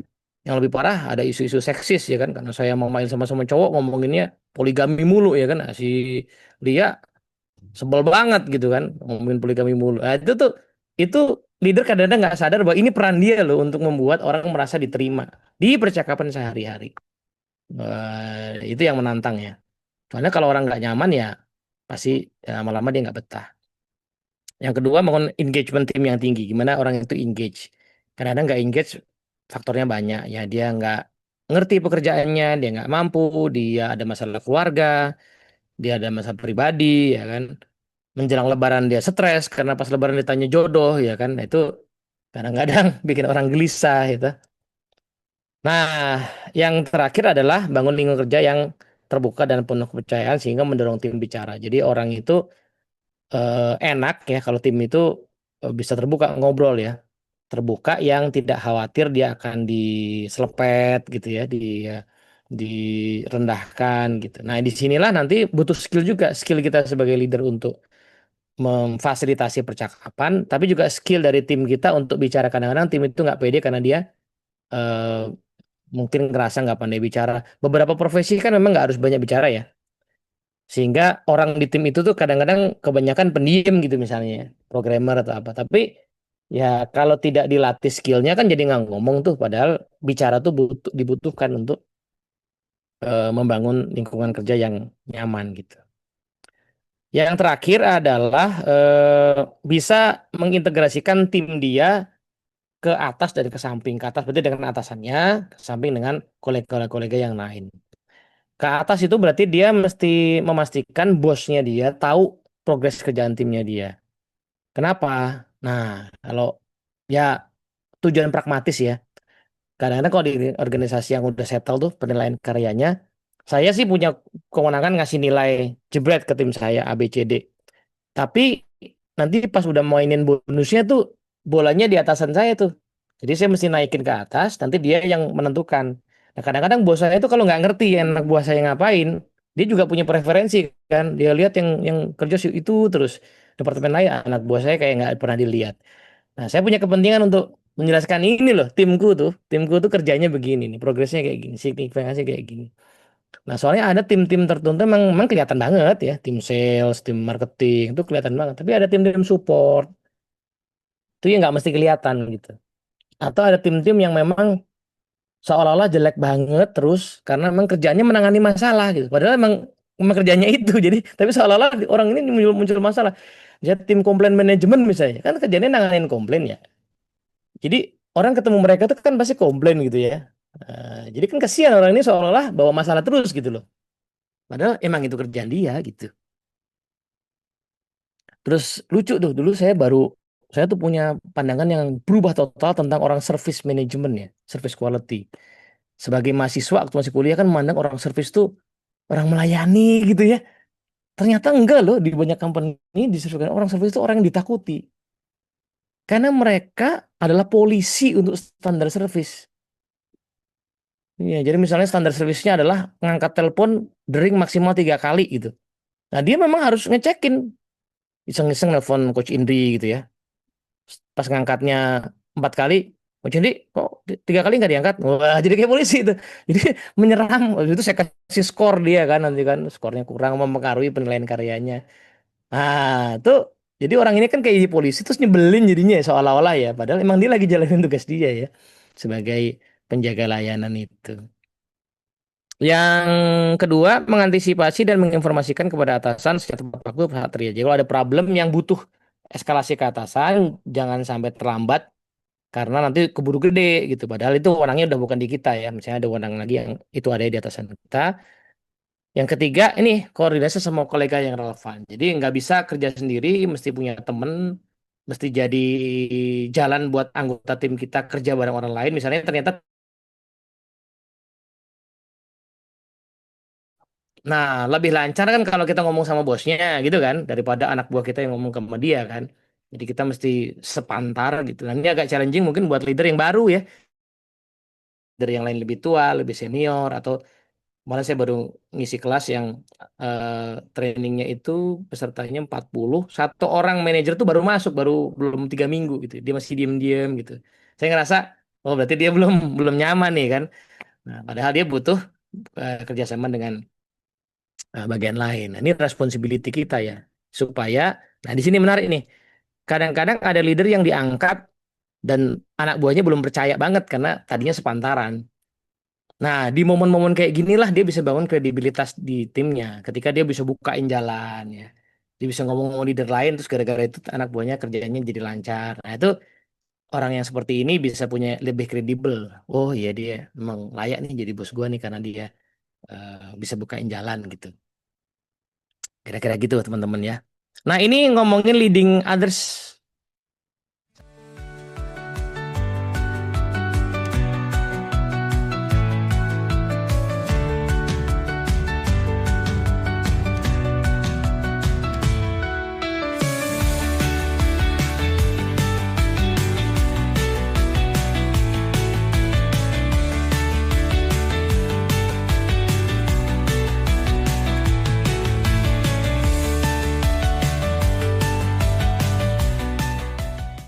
Jadi kayak tadi memang sih eskalasi dari leader itu untuk menginformasikan performan lah ya dari timnya sehingga nanti terlihat. Cuman kan kita bicara bicara di Indonesia itu kan kalau udah bicara gaji, bicara bonus gitu kan. Itu kan balik lagi karena bagaimanapun di Indonesia ini menarik soalnya nggak bisa mengejas gaji semuanya gitu. Oh, Jadi ada istilah ketika saya megang HR gitu juga distribusi normal lah ya. ya, Kalau ya. ada orang A, pasti ada orang yang E gitu. Hmm, hmm, hmm. Itu mau tidak mau sehingga akhirnya daripada banyak yang puyeng gitu kan, ya udah dikasih rata-rata aja beli semua Ya, atau gimana gitu. Itu sih yang sering oke. nemuin gitu kan. Jadi memang secara performan betul yang disampaikan ini. Cuman ada hal tertentu yang di Indonesia itu memang agak sedikit unik gitu. Ya. Itu yang memang tidak seperti apa yang disampaikan barusan gitu. Hmm, Tapi hmm, karena hmm. memang sebuah kondisi harus menjaga gitu kan, Hmm, hmm, balancing hmm. seluruh tim gitu. Kalau enggak kan jadi berbahaya gitu. Kira-kira gitu sih Mas. Iya, thank you Pak Nyoman. Betul, itu bukan masalah di Indonesia aja, di banyak negara juga sama ya. Tapi kalau mau agak lebih di zoom in, barangkali situasinya kan gini ya. Enak nggak enak dibuat segala macam itu berarti kan tergantung tone culture yang mau dibangun sama owner juga nih. Nah, kalau owner yang masih pakai enak nggak enak, berarti dia sengaja nggak sengaja dia nggak mau organisasinya pakai meritokrasi. Ya, dia maunya organisasinya pakai judgement aja. Ya, itu ada konsekuensinya. Konsekuensinya apa? Agak susah dapat orang bagus terus. Kalau orang bagus kan lama-lama, Betul, betul. oh aku kayak gini sih gitu kan ya. Pergilah dia. Akhirnya dia hanya bisa dapat orang manut ya kan. Orang manut. Ya itu pilihan aja sih. Pilihan mau bangun budaya kayak apa ya. Kalau mau bangun budaya meritokrasi ya berarti kita harus clear gitu. Ya, bisa nggak? Ada kok. Ada organisasi di Indonesia yang saya pikir cukup baik, cukup fair. Gini, nggak bisa hilang sepenuhnya ya subjektivitas. Tapi minimal kriteria-kriteria appraisal ya kurva kurva normal itu ada sisi bagusnya menurut saya. Kurva normal kan usaha untuk membalance subjektivitas tiap leader. Misalnya gini, kalau nggak ada kurva normal ya kita bayangin ya, kalau nggak ada kurva normal itu situasi gini: Mas Gazan, Mbak Indri, Mbak Ovi ini sama-sama direktur atau kepala divisi. Mas Gazan itu kalau zaman kuliah tuh guru dosen murah nilai, A gitu. Mbak Indri ini pelit nilai, C gitu. Nah, kan kasihan anak buahnya ya. Ya kan? Ya. Iya kan? Nah, maka ya oke, Mbak Indri ngasih nilai, Mas Gasen kasih nilai, Mbak Ovi kasih nilai, saya bikin kurvanol dengan asumsi ya, hidup itu pasti normal. Jadi ada yang tengah-tengah. Nah, anak buahnya Mbak Indi seneng tuh dengan kayak gitu, karena dia yang tadi di C-in ternyata B gitu kan. Nah, dan kemudian si anak buahnya Mas Gazan yang terlalu murah nilai pada kinerjanya biasa ketarik juga, tariknya dia sehingga aman. Nah, itu sisi bagusnya di situ ya. Tapi sisi kurangnya ya pasti ada. Cuman kalau nggak ada itu, ya tadi tuh konsekuensinya. Aduh, sial banget ya, gue dapet Mas Gazan nih bosnya nih. Ah, benar, cuman kan biasanya kalau target bonus itu sih jarang sih. Banyak tapi yang masih menggunakan kurva normal. Karena kan Mm-mm. bicara bonus itu performance, tapi kalau gaji itu memang menggunakan kurva normal sih gitu. Seharusnya begitu. Karena kan Kalau gaji itu agak beda. Kalau yang saya pahami ya, dia cari gaji itu soal ini gaji sama bonus soalnya filosofinya agak lain. Ini jadi lain ngomong ke betul. sana ya. Soalnya gini, gaji itu basisnya kan pekerjaan. Jadi kita mesti mendesain gaji dengan asumsi pekerjaan A, B, C, D. Kalau dipenuhi, itu angkanya berapa kita hargai. Nanti kita bandingkannya sama market gitu ya. Misalnya apa namanya kalau Mbak Indri kan guru ya. Guru pengalaman sekian atau tanggung jawabnya sekian dibanding sama market bagaimana. Jadi perbandingannya memang itu, memang market, kemudian posisi seperti itu di di di kota itu bagaimana. Tidak tidak not necessarily berhubungan sama kinerja. Kalau gaji biasanya. Nah, yang berhubungan sama kinerja memang bonus. Tapi kalau bonus tuh gini, filosofinya ya, ada orang udah kerja yang basic, memenuhi job desk-nya digaji sekian, tapi kenyataannya kok ada yang lebih ya ngasihnya ya. Ada yang biasa aja. Nah, itu dihargainya di ini yang saya pahami biasanya filosofinya begitu, agak-agak dibedakan antara penentuan kenaikan gaji dengan penentuan bonus. Kadang-kadang soalnya gini, di gaji itu ada istilah namanya competence based pay. Kompetisi base itu contohnya kalau di kampus ya, ini Mas Okto mungkin ngalami ini. Mas Okto saya yakin nih habis pulang dari Taiwan naik gaji dia. Karena apa? Karena dia baru pulang doktor. Dokter itu jumlah dokter tuh menentukan apakah sebuah prodi bisa berdiri atau tidak. Nah, jadi biar Mas Okto ini tidak resign, meskipun ya begitu jadi dokter, kadang-kadang ngajarnya malah dikit karena dia punya asisten kan yang S2 S2. Yang ngoreksi bukan dia. Jadi dia makin ringan kerjanya, tapi gajinya makin besar. Kenapa? Karena doktornya itu. Apalagi dia profesor. Profesor itu kalau nggak ada profesor, prodi tutup semua kan. Nanti pas masuk tuh udah profesor itu udah profesor agak tua yang ngajar sedikit, riset tinggal nyuruh-nyuruh, gajinya gede gitu. Kenapa? Karena kalau dia nggak ada tutup prodinya. Itu namanya competence based pay namanya. Nah, itu tidak ditentukan kinerja, itu ditentukan oleh apa namanya kompetensi kadang-kadang begitu. Dokter spesialis gitu sama dokter umum seharian yang kerja lebih banyak dokter umum pasiennya banyak pakai BPJS. Tapi dokter spesialis sekali jebret diagnosa 500.000 gitu kan. Ya, ini yang saya pahami. Tapi itu kayak itu diskusi HR gitu someday mungkin kalau ada yang ngerti beneran ya saya nggak terlalu ngerti juga sih. Kayak gitu-gitu ya. Thank you Pak Nyaman. Ini komentarnya menarik ya. Siapa lagi tadi? Mana lagi? Salam lontong. Oh, oke. Mas Mail, untuk gaji ada yang 3P. Iya betul, positionnya performance people juga bisa. Nah, ini jadi filosofi yang mau diambil apa ya? Dulu saya pernah dengar Astra tuh akhirnya ya, waktu bikin Astra Digital itu dia akhirnya harus bikin skema gaji yang beda banget. Karena kalau dia pakai skema gaji Astra pada umumnya, nggak bisa ngerekrut orang-orang IT yang bagus. Karena bersaingan sama startup yang gajinya ngaco gitu loh. Nah, jadi dia terpaksa bikin skema gaji sendiri demi supaya bisa meng-hire orang-orang yang bagus gitu. Oke, sekarang masuk ya ke leading leaders. Nah, leading leader satu ya, apa yang mesti dilatih? Satu, kemampuan dia mentranslasi strategi. Jadi bisa bikin istilahnya namanya line, saya nggak belum nemu istilah Indonesia. Line of sight itu gini, dari strategi turun sampai ke aktivitas tim kita ke bawah, itu nyambungnya gimana? Nah, itu dia mesti bisa menciptakan itu sambungan karena nanti dia mesti bisa jelasin ke pimpinan di bawah dia supaya pimpinan di bawah bisa bisa jelasin ke anak buahnya. Nah, itu satu tugas dia. Jadi jelasin kaitannya bagaimana. Karena manajemen pasti cuma bikin ini arah company ke sini. Nah, dia mesti bisa nurunin itu ya. Tadi yang Mbak Nyoman sebutin turun jadi activity, turun jadi KPI gitu ya. Jadi kalau si GM nggak bisa melakukan ini ya berarti dia belum mumpuni, belum kompeten ya. Kemudian, ya itu sambung kedua ya. Jadi si pemimpin lini di bawahnya harus harus paham kan, supaya dia bisa translasi ke bawah. Nah, maka dia mesti bisa jelasin koneksinya. Kadang-kadang owner kan mintanya tuh agak ini aja gitu, agak abstrak kadang-kadang kan. Nah, itu terjemahan konkretnya apa gitu ya. Nah, ke bawah. Lalu ngasih tugas wewenang yang dibutuhkan kepada bawahan. Nah, ini menakar pimpinan di bawahnya, manajer itu perlu punya responsibility apa, saya mesti bisa naker.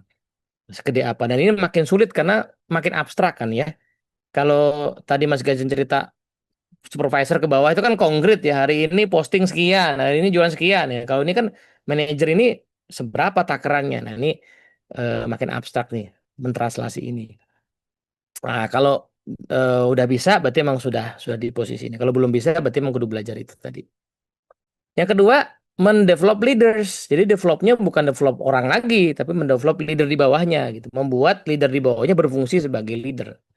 Nah, di sini kata kuncinya menarik nih, menggunakan pendekatan yang terstruktur. Nah, jadi kalau tadi manajer itu bisa, misalnya Mbak Indri ya, guru masuk dari fresh graduate sampai bisa ngajar sendiri, itu berapa tahun, programnya apa aja. Kalau saya mesti mikirnya, ini orang mau saya angkat jadi wakil kepala sekolah, dia bisa jadi wakil sekolah tuh yang baik kalau dia belajar apa aja. Nah, kurikulumnya ke situ arahnya gitu. Bukan bukan gurunya, tapi dia jadi wakasek, jadi kepala TU gitu ya. Kepala TU kayak zaman SD negeri ya. Kepala TU itu mesti belajar apa saja gitu. Nah, melakukan coaching kepada bawahan dalam menjalankan kepemimpinan. Nah, nih coachingnya bukan teknikal, tapi coachingnya leadership gitu ya. Meskipun nomor tiga tetap ada ya. Kalau memang kenyataannya level manajernya ada yang secara fungsional kompetensinya kurang, ya dia mesti bantu. Karena kadang-kadang situasinya kan ada manajer yang diangkat tapi buat bagian lain ya, dipindahin buat bagian lain. Nah, kan di situ dia belum tentu menguasai kan apa bidangnya yang baru ini gitu ya. Nanti masih agak struggle gitu. Kadang-kadang di satu rumpun bidang juga ilmunya suka beda tuh. Ke saya orang di HR aja ya, antara yang megang payroll sama yang megang komben, kemudian ada yang megang training, yang megang rekrutmen tuh backgroundnya lain-lain. Karena kalau ditukar itu nggak langsung bisa menguasai gitu. Misalnya saya dulu paling malas pegang industrial relation karena urusannya sama hukum. Saya mesti ngerti undang-undang ketenagakerjaan segala macam.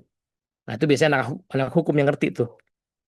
Nah kalau saya tiba-tiba digeser ke sana, nah, secara teknikal kan pasti saya nggak nguasain. Nah si leader of leadersnya mesti bantu juga ya secara teknikal. Meskipun fungsi paling besarnya lebih banyak di leadership ya, leadershipnya dia.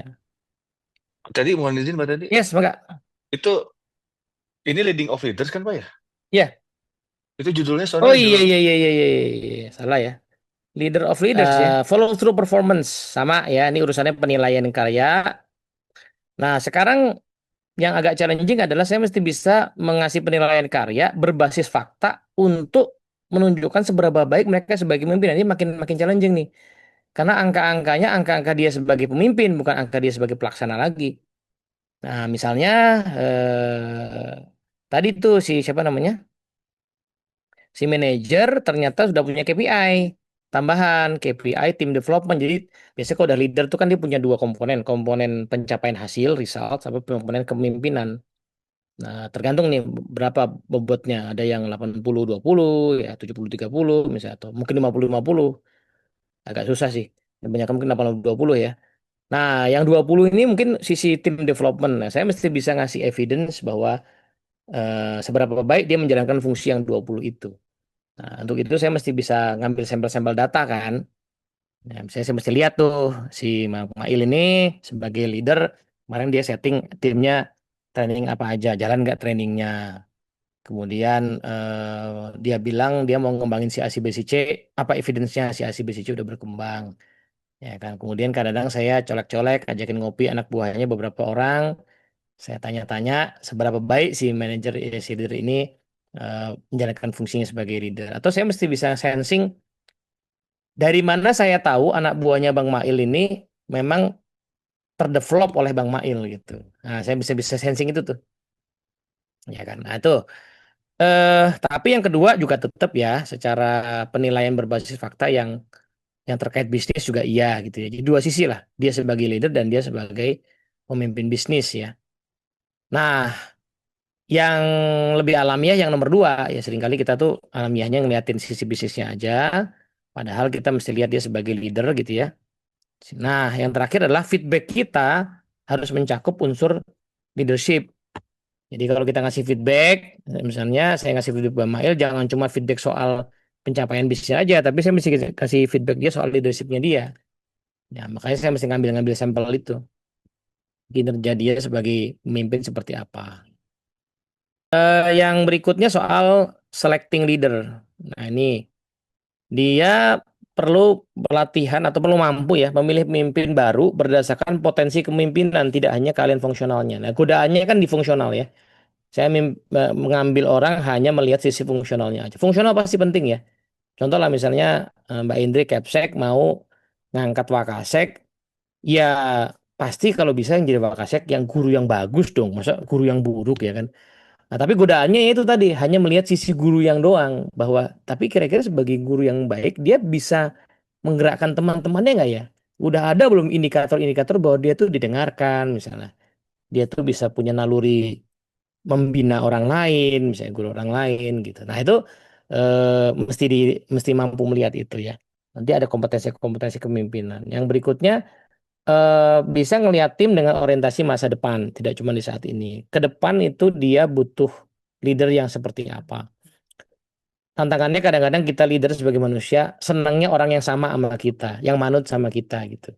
Padahal kadang-kadang yang dibutuhkan justru yang berlawanan dengan kita ya. Kadang-kadang seperti itu. Ya kan. Jadi kalau saya mau CEO ya, saya CEO yang nalurinya saya punya passion banget di bisnis ini, bisnis kopi misalnya.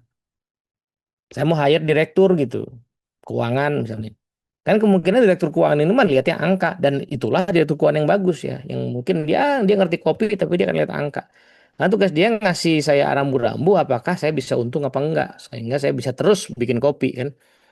Nah, jadi otomatis kemungkinan ya pola pikir saya sama dia pasti beda gitu. Saya harus hire orang yang beda. Nah, nalurinya kadang-kadang saya harap orang yang sama. Akhirnya berkumpullah orang-orang yang sama, lalu ada pekerjaan-pekerjaan yang tidak bisa diselesaikan gitu. Jadi problemnya ya. Yang terakhir adalah ini yang challenging tadi, mengganti bawahan yang secara konsisten gagal memenuhi peran kepemimpinannya terutama. Karena manajer itu dibayar sebagai pemimpin, kalau dia nggak bisa menjalankan sebagai pemimpin, dia sering turun sendiri terus, ya berarti dia gagal kan sebagai pemimpin ya. Dia nggak dapat trust dari anak buahnya gitu ya.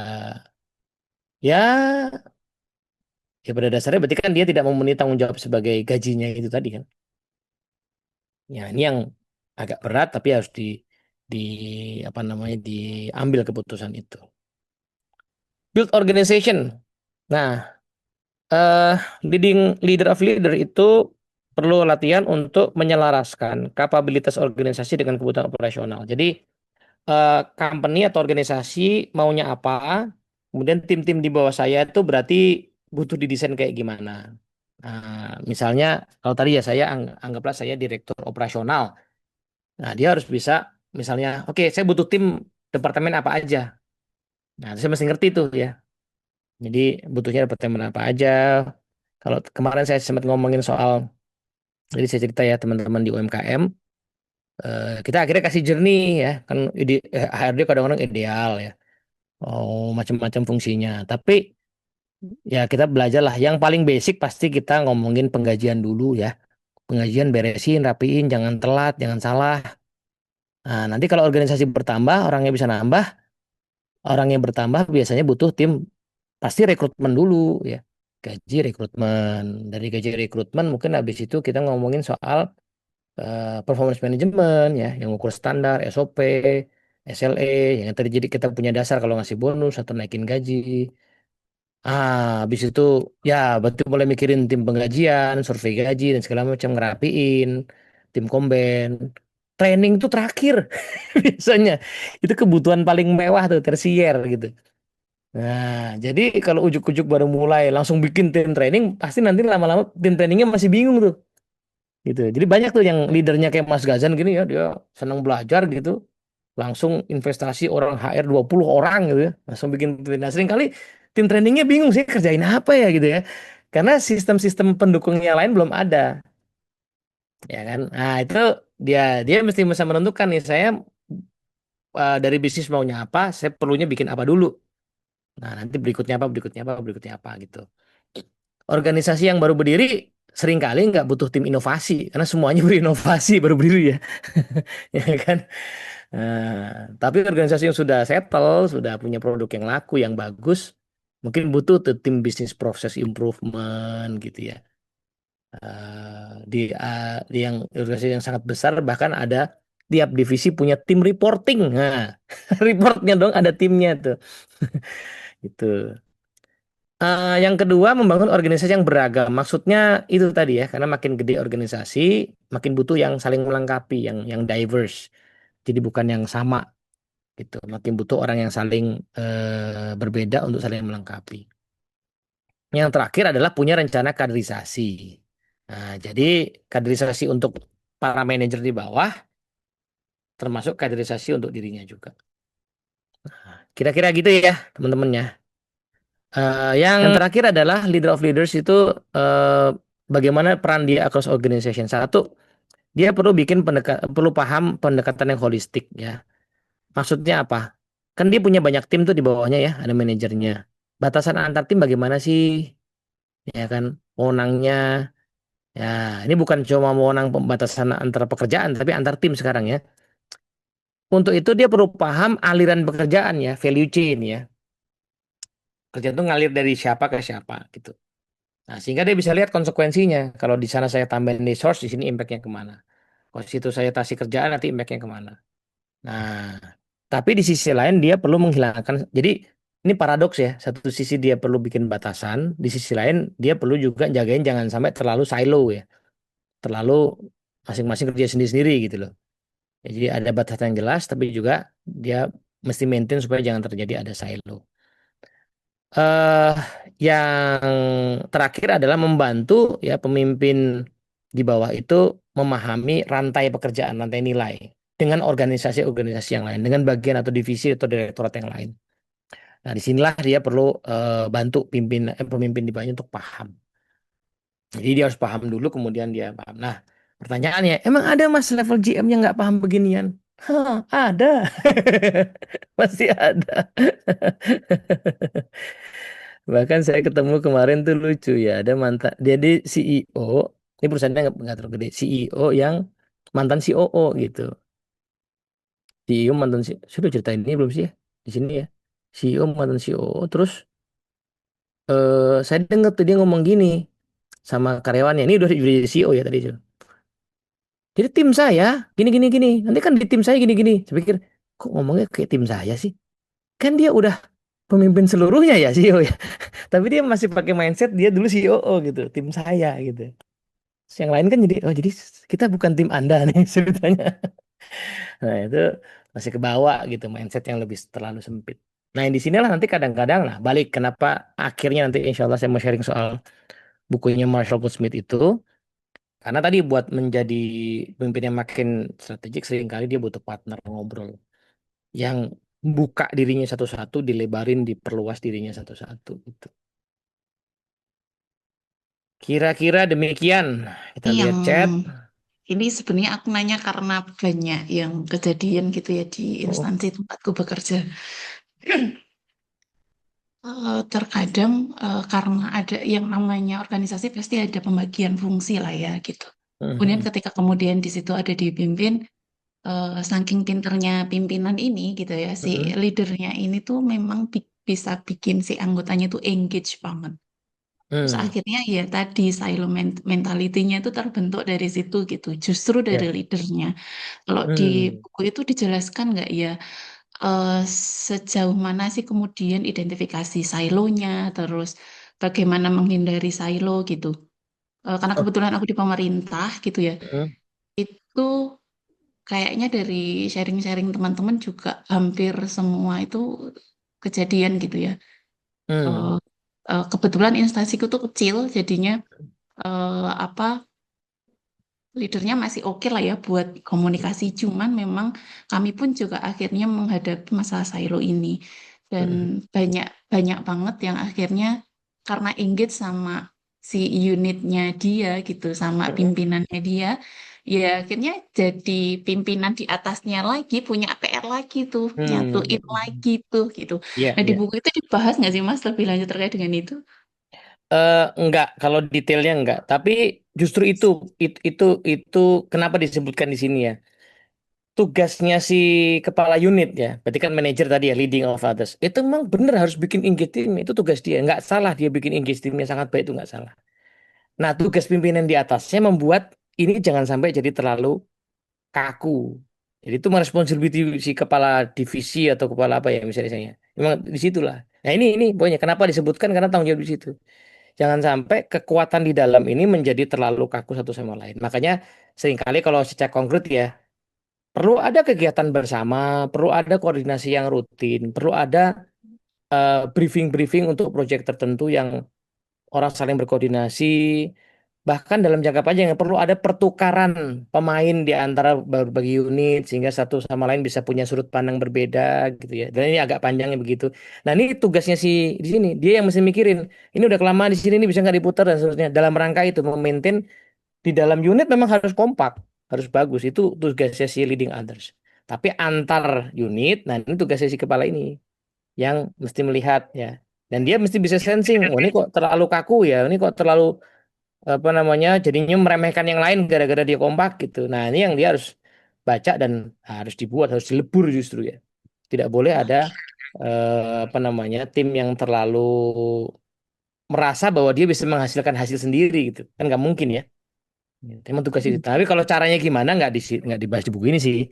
Mungkin kalau ada ya itu di apa namanya dibahas di buku-buku terkait dengan membangun apa iklim organisasi ya secara keseluruhan. Saya juga jadi pengen nyari ya kira-kira buku apa ya soal itu. Nah, kalau saya ketemu saya ini deh. Oke, makasih Iya, banyak Mas Teddy. Karena cukup iya, jadi iya. PR ya. Jadi seperti sebenarnya selama proses diskusi tadi Mm-mm, teman-teman juga saya juga akhirnya juga oh ternyata di swasta pun mengalami hal yang sama gitu ya. Ketika nah, kemudian lini manajer tengah itu ternyata belum bisa loh breakdown ke bawah sampai aktivitas mm-mm, gitu. Dan akhirnya kalau iya. di kantorku rata-rata yang terjadi adalah bottom up gitu. Jadinya bukan top down. Padahal kan Hmm. ketika kita bicara strategi kemudian turun ke KPI Hmm. masing-masing itu kan harusnya top down ya. Iya, iya, iya. Tapi ya 50%, 50%-nya itu yang kejadian adalah bottom up gitu. Akhirnya ya helikopter view-nya hilang. Iya, betul. Nah, ya itu kenapa lahir buku ini ya. Jadi mungkin beliau pada saat dia dinaikkan, kan kalau di buku ini dibahas bahwa orang begitu naik dia harus belajar item-item yang baru kan. Nah, nggak sempat tuh, mungkin organisasi juga nggak menyediakan itu ya. Ya sebagai contoh lah, kalau di kasusnya apa namanya sekolah ya, dunianya Mbak Indri ya, bisa dihitung jari loh ada program pengembangan kepala sekolah itu. Jadi kepala sekolah tuh kayak diandaikan aja dari guru Wakasek, nah itu diandaikan aja dia bisa sendiri lah sambil jalan gitu loh. Padahal coba deh Mas Gazan, program persiapan manajer tuh banyak kan di mana-mana kan. Tapi kepala sekolah tuh kayak ya insya Allah bisa gitu. Segitu insya Allah bisa. Ya padahal itemnya jelas nggak mungkin, kan tanggung jawabnya banyak. Yang paling sederhana lah, dulu ada ada satu, ini pengalaman leader. Jadi saya melihat beliau ini kayaknya mau disiapin jadi direktur sekolah.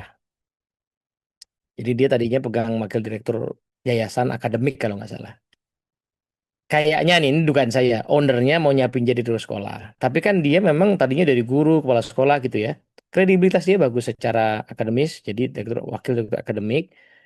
Nah, ada satu kan tapi yang dia belum kuasain soal anggaran, fasilitas, dipindahin ke situ dia, wakil direktur sarana prasarana.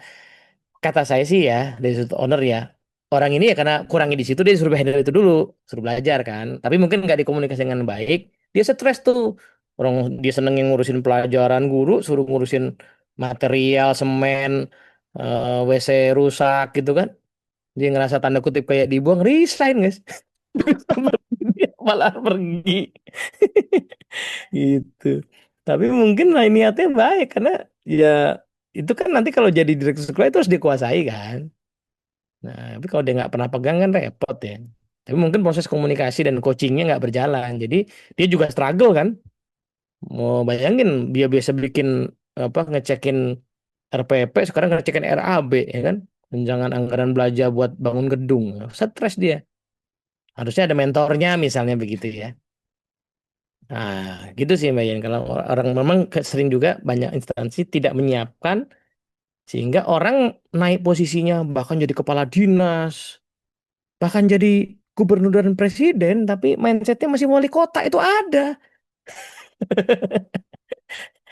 Ya, Iya itu kan? jadi menarik sih, Mas. Karena kan Iya, kalau di pemerintah, ya kemudian di jabatan politik, iya. kalau kebetulan saya ASN ya, jadinya bukan Mm-mm. masuk ke politiknya. Akhirnya ya tadi yang middle ke bawah, akhirnya yang jadi Iya, iya, iya, betul. kayak penjaga gawang gitu. Heeh. Karena ya Korban. politik tadi tiba-tiba ada yang instan belum jadi, dia udah naik gitu kan. Iya.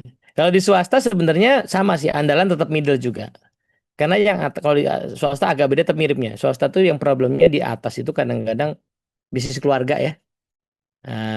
Jadi direkturnya anak anak owner, ya belum tentu juga dia lebih pinter kan. Gitu. Tapi ya dia punya saham gitu, boleh buat. Dan owner juga sah ya sebagai pemilik. Saya mau naruh anak saya di situ kan sah juga gitu. Jadi memang andalan selalu middle management. Jadi hidup kaum tengah. Anda adalah penjaga penjaga keberlangsungan bisnis. Iya. Nah ini nih banyak mana ya. Dari saya awal dari owner, kemudian dari bisnis. Ah betul. Jadi apa namanya? Kalau ownernya memang wah, insya Allah lah ya bisnisnya Mas Gazan yang ownernya visioner begini sih 30 tahun lagi dia akan beda ya. Tapi kalau ownernya memang kadang-kadang tidak ke arah situ ya. Apalagi kayak gini di Indonesia ini kan ada ya nggak cuma di Indonesia lah. Ada bisnis-bisnis yang memang sejak awal itu dia bisnis yang harus berurusan sama politik. Karena kalau nggak sama politik dia nggak akan jalan. Contoh misalnya bis tambang ya, sawit yang gede-gede itu kan pasti izinnya aja dari pemerintah kan. Sehingga orang yang bisa sukses di bisnis itu memang sejak awal orientasinya orientasi ya skala besar, cuan, gitu ya. Agak jauh dengan dunia-dunia yang kita bahas barusan ini, agak jauh gitu. Jadi wajar kalau beliau-beliau itu juga tidak apa namanya ter-equip dengan baik, kecuali memang kebetulan orangnya senang belajar gitu. Karena memang bisnisnya dari awal begitu ya. Dari awal emang ya ya itu tadi baru buka aja langsung bisnis tambang misalnya. Itu aja udah sangat politis kan. Kemungkinan bapaknya juga mantan pejabat lalu dia bisa dapat akses, dia dapat modal atau dapat izin aja gitu. Nah, kalau mau bisnis yang organik banget ya yang retail dari bawah, rumah makan ya kan. Apa? Banana chips ya. Chips. Sekolah masih bisa, sekolah tuh dari bawah tuh. Sekolah tidak harus dari atas gitu. Nah, sekolah itu justru social entrepreneur kalau saya lihat ya. Dia harus untung supaya bisa hidup ya, tapi nggak bisa terlalu cuan karena ya kadang-kadang mentok ya. Gedungnya segitu, kelasnya segitu, kursinya segitu. Mau si owner bilang, on depan kita growth 20%, kita pasti bisa. Nggak bisa Pak, nggak ada ruangannya. Mentok segitu. Kalau mau bangun gedung baru, kita pasti bisa. Ayo, ini cuma soal mindset. Enggak Pak, ini soal gedung. Gitu. Kelas online. Iya iya iya, sekolah online ya. Itu bisa tuh apa? Sekolah murid merdeka ya. Itu mungkin dalam rangka lain. Tapi SMM itu butuh hub juga Mas Okto. Butuh hub juga kemarin butuh. Bagus ya SMM itu saya lihat bagus idenya tuh. Dia punya hub akhirnya mungkin menyikapi kadang-kadang punya kalau investasi di gedung juga berat ya. Dia kerjasama tuh sama Gramedia ya. Udah ada berapa Gramedia gitu yang Gramedia juga lagi turun ya secara okupasi ruangan, gedungnya lumayan gede. Di Matraman itu lantai 3, lantai 4 itu dijadiin hubnya SMM tuh. Mereka joint venture gitu. Bisa nggak harus buat gedung Mas contoh SBM ITB kerjasama kunci buat kelas ya ya betul betul. Mm. UT ya UT juga bisa ya UT juga pakai online. Ya demikian. Nah itu butuh visi juga ya kan. Butuh visi karena desain pembelajaran online kan juga online tuh ceritanya tuh. Gimana bikin bikin apa optimal efektif gitu. Gimana dengan social learningnya nanti. Kita cukupkan dulu. Next insya Allah saya mau cerita tadi ya buku soal What Got You Here Won't Get You There.